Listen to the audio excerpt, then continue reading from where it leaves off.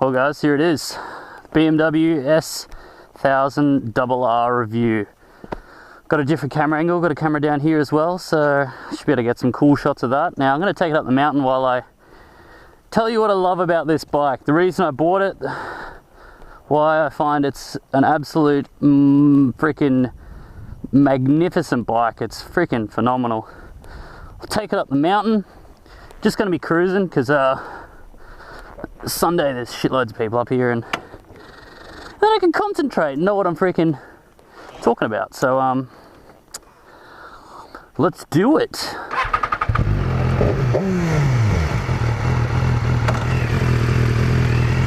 very warm today, super warm. But first off, I'll tell you two things I love about this motorbike straight away. One, of course, the motor. It's a freaking legend. Two, the quickshifter. That's good as well. I'll show you it right now. So quick, so quick. But yeah, this engine on this thing, the motor on this bike is, oh my god, it's an absolute gem. It's so good at low speed. Like, I'll cut right down, 2,000 RPM. So smooth, and then power out of the corner.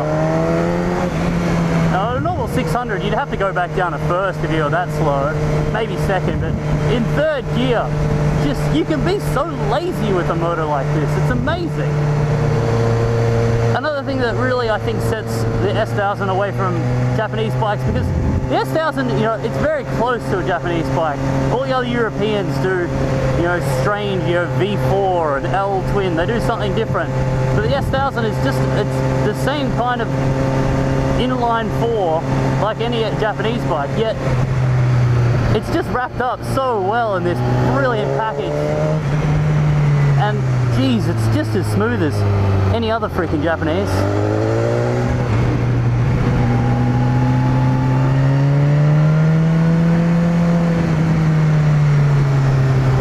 Just chilling through the mountains here. It's so docile. Yet, I'll cut in a bit of video here, can be absolutely terrifying. Holy shit, this is fun! Holy crap!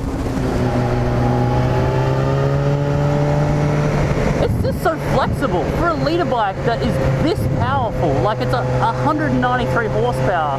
You know, that's what BMW says, and it's very close to those actual figures. I shouldn't say this. I shouldn't say this because so many people are going to buy this thing and try and learn on it, but it is actually an easy bike to ride. I know I shouldn't say that. I shouldn't have said that. There's so many people are going to be dead now. But you want to know a cool story just while we're going there in this corner? My first Skyline, I plunged it right into that tree right there. That was sayonara for that car. But anyway, yeah. I would like to I'll compare this bike to another bike I recently rode. I know I'm going really slow up here, I'm sorry, but I'm trying to talk and stuff. Another bike I rode recently was the Yamaha MT-09. I could almost say that this is an easier bike to ride than that bike. That bike is really torquey down low and has a really snatchy throttle, whereas this, I'll go down first gear. This, less snatchy throttle and more progressive power. It's actually easier to ride, I believe. But then when you get up into the rev range, when it gets over 6,000, shit just breaks loose on this thing. I really can't show you what that's like on the road here, but you know, that's why I took it to the track, to really show you how freaking monstrous the power is on this bike. Alright, talked about the power. Everyone knows the S1000 power is huge, but let's go over some other things that's on this bike. The brakes on it. Now, the brakes on my 636 were pretty good. They were Nissan monoblock brakes, probably one of the best brakes you can get from Nissan, which is Japanese. Now this has got Brembo on it. Now they're two-piece brakes, but they are still freaking amazing. Not terrifying, not like, oh, I'm gonna flip over 1,000 times and stuff. They have good bite, but good progression, I feel. So I didn't find them to be scary at all. I'll come a little bit hot into this corner and I'll show you what they're like.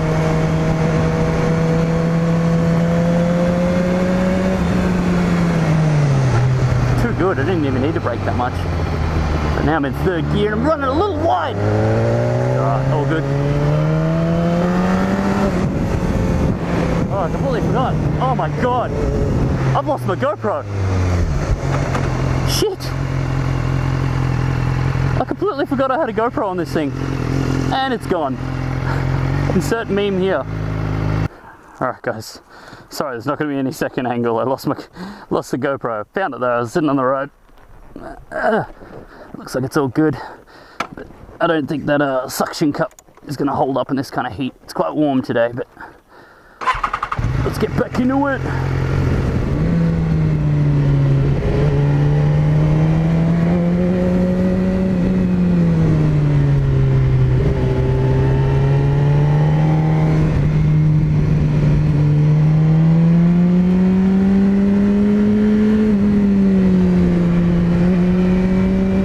Damn, it's a good bike though.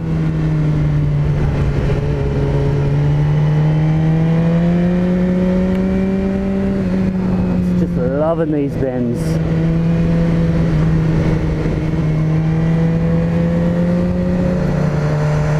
So I've talked about the motor, I've talked about the brakes. Let's talk about the electronics on the bike. Now, the electronics, you know, I had electronics on my 636. They worked well, like I thought they were great, until I've tried better electronics. And I can tell you right now that this is far better. It's a big step up from the 636. I can tell you now, like even in sport mode, like the 636 did some weird things when you gunned it with traction control level 1 on. This bike, it's pretty easy to tell what's happening. Like if I go down to first gear right now, and I give it everything in first gear, you know, any other leader bike, they would just pop the back wheel up, you'd flip and you'd be in the mountains. But this, what it's going to happen is it's going to lift the front wheel up a little bit, and it's going to slowly bring it back down. That's what should happen in theory. We'll see. So, get a bit of a straight, and then we'll just go. So you see it pop up a bit? I have to give it a little bit because it's in sport mode right now. It's not going to want to yank it up too easy. Like it's literally trying to wheelie. And it just keeps it down so nicely. It's like you never know it's really interfering. You know it is because you know you're giving 193 horsepower in first gear on a bike that weighs, you know, less than 200 kilos. You know it should be wheeling, but it's not going to let it. It just feels like it's taking off really nicely.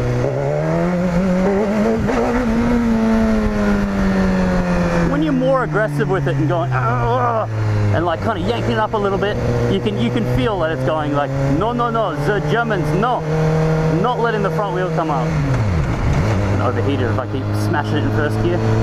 But it works really well, and I find it works extremely well in my car park, which is polished concrete. It works extremely well. I could just go full throttle in first gear, and it just goes like, this makes some weird ass sounds, but doesn't let the back wheel spin. It's so good. The ABS I haven't really felt, to be honest. I haven't felt it kick in the front at all, other than in my car park, and it's pretty much the same as my 636. You can feel it through the lever going goo goo goo goo. It's very much the same. Now, another thing that I didn't know about is that it's combined braking. So I literally don't even use the rear brake anymore, because what BMW have done is they've lowered the brake pedal much lower. It's like it takes it like there, like all the way down to start doing anything. It feels really bad, like ergonomically. And at first I'm like, oh, what the frick have they done here? Like BMW should be smarter than this. This is horrible. But then I've read on the forums that that's completely intended. Because you've got combined braking, realistically you should never really be using the rear brake. The front brake's all you need, and that will give you an amount of rear brake electronically. So I've just literally stopped using the rear brake. It's really weird. It's a creative path. Let's see if we can cut over. over. Alright, continuing on. So I've talked about the electronics of the braking. Power modes. So this has a few different modes. It has rain, it has sport, it has race, and it has slick. I haven't put it in slick mode yet because of the stupid torque bolts. I can't actually take off the seat. So I haven't been able to put the plug in to unlock slick mode, but I'm going to make a video of me first time I put it in slick mode, so watch out for that. Now the other modes, rain mode is just, it does actually bring down the power quite a lot. It brings it down to 160, which is still quite a silly amount of power, but brings it down to 160 and brings in a lot of traction control and stuff, so good, you know, safeness for in the, if you're in the wet. Now, I think sport mode's the best one. I tend to ride it in sport just because it's a little bit more economical. I'll probably move up to race when I get bored of the bike, but I think sport's fine. I'll have to say, riding the S1000, like, the funny thing is you get used to everything, don't you? Because I remember when my Ninja 250 felt fast. I remember when my first Skyline felt fast. And then I moved to a GDR. And then I remember when I thought my GDR was like, oh, this is the fastest thing ever. You can't get any faster than that. And then, you know, I did some mods to it and shit, made it a bit quicker. And then, you know, I've driven a Ferrari 430 around a racetrack and shit. I remember, you know, you'd think that was fast and stuff. But you just get used to everything. Like, I remember when my 636 felt fast. Whoa, slipping around a bit. I remember my 636 felt fast. Now I'm getting used to this. Freaking, this is, you know, this is my benchmark now. I'm gonna have to get something faster than this to scare myself. God, I love that quick shifter though. That quick shifter is like, one of the biggest reasons to buy this over a Japanese bike is, alright, ready for some quick shifter action. So fun, so fun, so fun. Alright, let's talk about suspension. Now, I'm not really a suspension guy. You know, I know, you know, Öhlins is good suspension, Showa's alright suspension. I know the brands, I get the idea of like damping and rebound and stuff, but you know, I couldn't set up suspension to kill me. Now the one good thing that the Germans have done is I put little numbers on it. So you can just, there's a little like table thing in the booklet, in the BMW S1000 booklet, and you can match up like I think your height and your weight and stuff, and they just tell you corresponding numbers to click the fork clickaroos, and you use the key. You just use the key and click it in, so that's kind of cool, man. I like that. You know, if I jumped on my 636 and jumped on this, I couldn't really tell you what's better suspension. This is Sachs, that was Showa. I don't know, maybe I'd need some really good Öhlins to be able to really feel the difference, but right now, it feels good. Good feedback through the roads, it's firm, I like firm suspension. A+, that's all I could say. Here's something that's pretty surprising. Coming from a 636. Now 600 is lighter, a little bit more nimble. You think it'd be more comfortable. This S1000 is the most surprisingly comfortable motorcycle I've ever ridden. For a super sport that is lent over, it is so comfortable. The back seat has a good like couple centimeters of padding, which is surprising for such a ridiculous sports bike. You know, because for the track you want to have, you know, a thin amount of rear seat so you can feel what the back wheel's doing. I think they've just assumed if you're going to be that serious on the track, you'll just take out that seat and just put a strip of that black rubber shit that like MotoGP riders have. They don't have any seat pretty much. They want to feel exactly what's going on, and usually their freaking ass is up off the seat anyway. But it's really comfortable.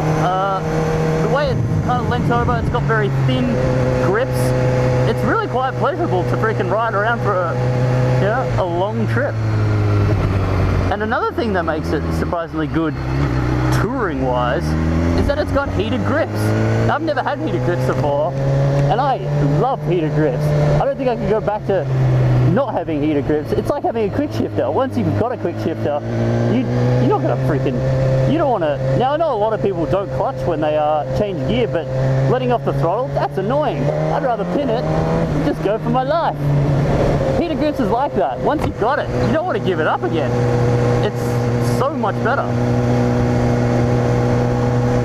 I actually find that heated grips, you know, if I'm cold, my whole body's cold, if I crank those heated grips, it can make all the difference between if my whole body's cold or if I'm doing all right.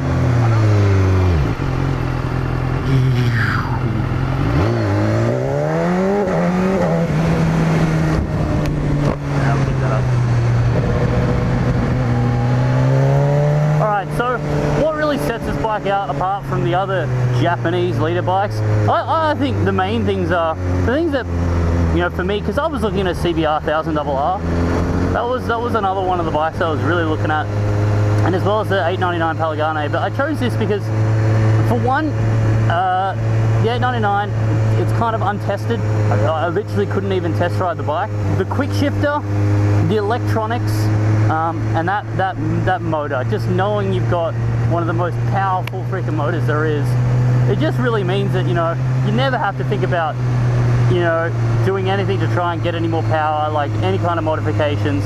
You're pretty much never going to be bored of it because, you know, I don't know anyone who'll be able to use the full amount of power of this bike to its full potential. I know I can't, that's for sure. So that was kind of the reason. You are paying a little bit more than a Japanese Super Sport, but you are getting that little bit extra. I think it is worth it, especially for things like the quick shifter, the heated grips, you know, the really good electronics, that motor. You know, it's BMW. Oh, I'm not going to say BMW any more quality than Japanese bike, because Japanese bikes are rock solid, they're so good.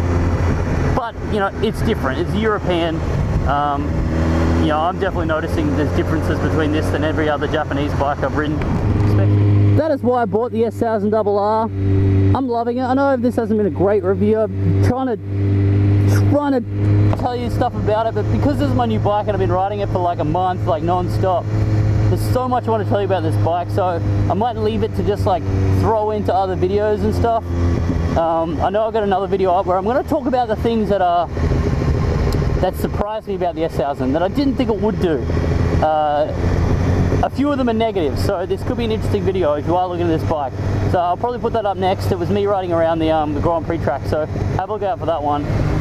But I gotta say, this is, you know, all the reviews, they aren't lying when they say this is a great bike, because it is a great bike.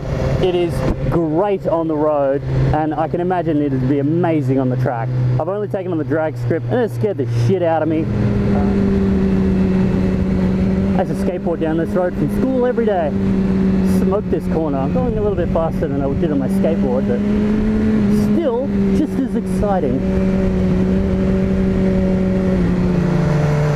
Anyway, that's the BMW S1000RR. Splendid motorcycle. This review hasn't been that objective because, to be honest, the bike's not that objective. It's that damn good. That's all I gotta say. If you're thinking about buying one, just do it. You're not gonna freaking regret it, I can guarantee that.